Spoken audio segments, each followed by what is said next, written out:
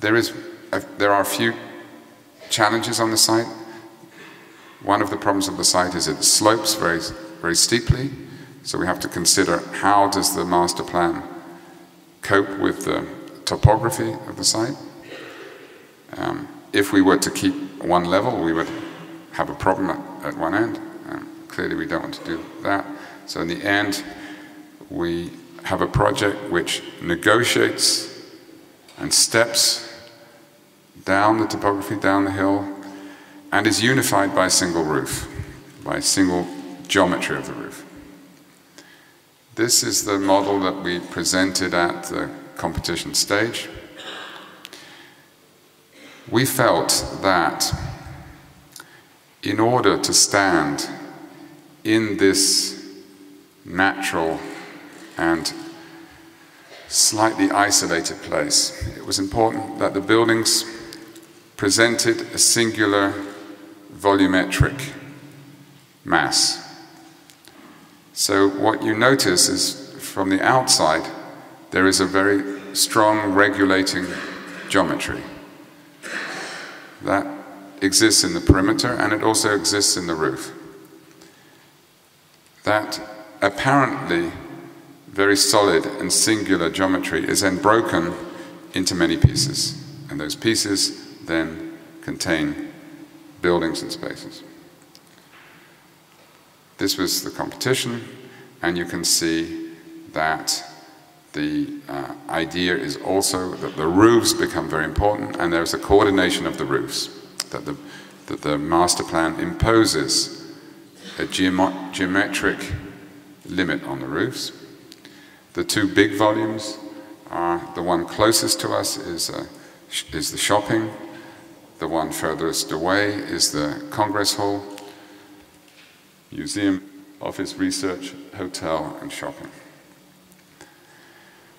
At the competition stage, we presented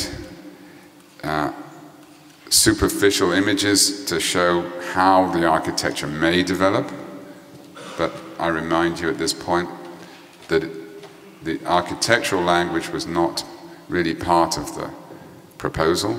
It was really a master plan. So this shows a hypothetical architectural treatment.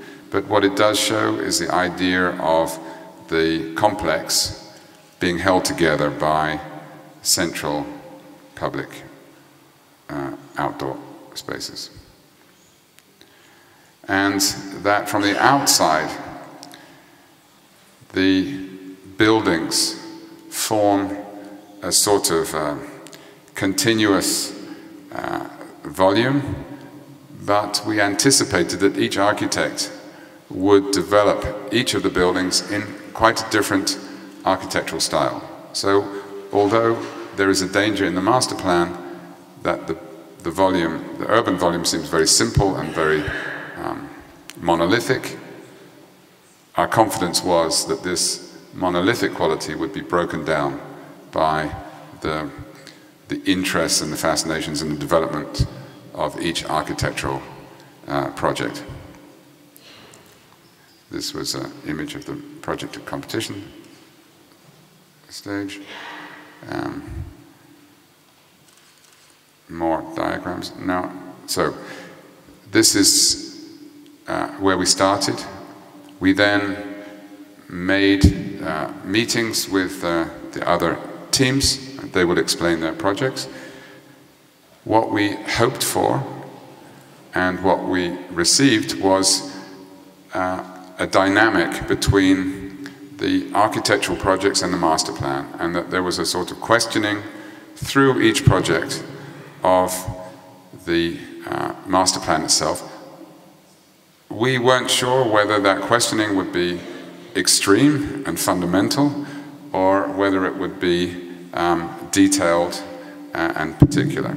In the end, I think we found a balance in terms of how the projects sit.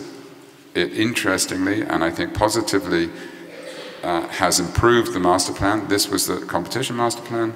This is the new master plan. You can see that the volume of the project is spread slightly, that the edges have changed a little bit. The two buildings in the middle have now become one, which I think is much better. But the basic concept of squares and streets, of the balance and the relationship between building volumes and open space has remained true.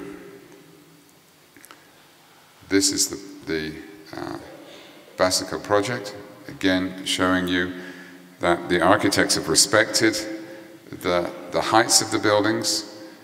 I think that the overall volumetric presentation of the complex is still clear, and I think that you will see later that while at this level you might feel that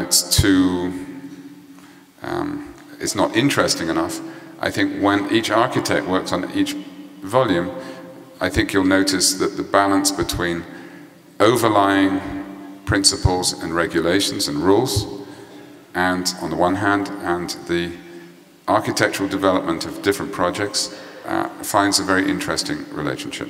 And that's the sort of relationship that we have experienced in development of cities over time.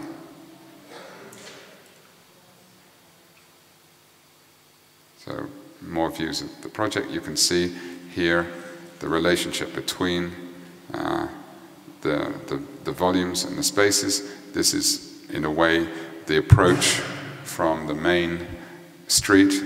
On the left-hand side is the shopping complex. On the right-hand side is the museum. This is showing the section through.